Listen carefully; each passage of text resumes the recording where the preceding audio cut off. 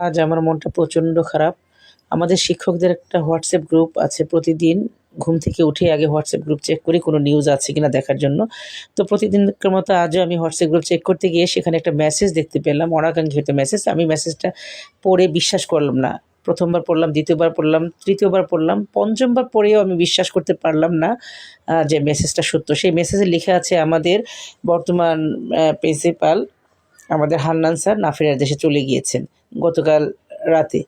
তো এটা দেখার পরে আমার মোটেও বিশ্বাস হলো না। প্রচণ্ড মন খারাপ হলো, প্রচণ্ড কষ্ট লাগলো। তারপর সব কলিগরা মিলে আমরা সিএমএইচের উদ্দেশ্যে রওনা হলাম।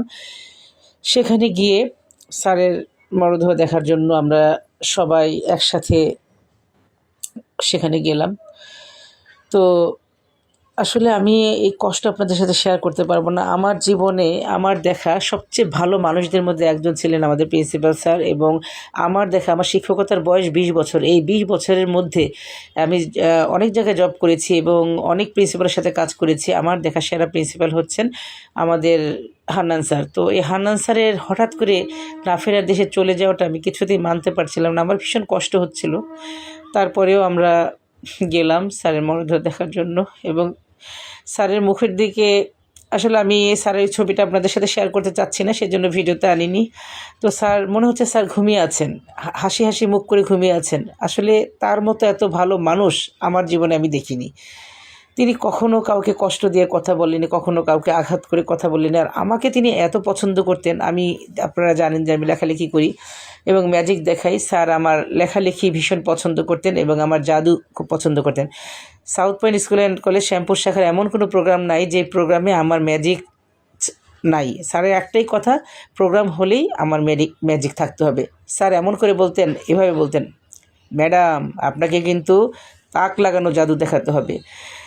তো স্যারের এই কথাটা এখন আমার কানে বাজে। আসলে স্যারের এই কথার কারণেই অনুপ্রাণিত হয়ে কিন্তু আমি ম্যাজিকটাকে প্রফেশনালি নিয়েছি, এবং স্যার আমার ম্যাজিক এতটাই পছন্দ করতেন। আমি যখন আমাদের ম্যাডামের সাথে দেখা করতে, স্যারের ওয়াইফ ম্যাডামের সাথে দেখা করতে গেলাম, ম্যাডামও বললেন যে স্যার আপনার ম্যাজিক খুব পছন্দ করতেন, আপনার জাদু খুব পছন্দ করতেন, আপনার জাদুর কথা প্রায় সময় গল্প করতেন। তো যে মানুষটা আমাকে এত স্নেহ করতেন, এত ভালোবাসতেন, এত মানে অনুপ্রেরণা দেন, সেই মানুষটাকে আমি কেমন করে ভুলি বলেন। আজকে সারাদিনই আমার মনটা প্রচণ্ড খারাপ। স্যারকে তো আমরা দেখে চলে এসেছি, সবাই মিলে যখন চলে আসতে গেলাম আমার মনটা প্রচণ্ড আমার এখনও আমার চোখের সামনে স্যারের মুখটা ভাসে। স্যার যে এখন আমাদের মাঝে নাই এটা আমার বিশ্বাসই করতে ইচ্ছে করে না। এবং এ যাবৎকালে আমি যত প্রিন্সিপালের সাথে কাজ করেছি, আমার দেখা সেরা মানুষ হান্নান স্যার, আমার দেখা সবচেয়ে ভালো মানুষ হান্নান স্যার, সবচেয়ে ভালো অধ্যক্ষ হান্নান স্যার। এরকম একজন প্রিন্সিপাল এই জীবনে আর কখনো পাবো কি না আমি জানি না। স্যার আপনি কেন চলে গেলেন? হঠাৎ করে স্যারের এই হঠাৎ চলে যাওয়াটা কিছুতেই মানতে পারিনি।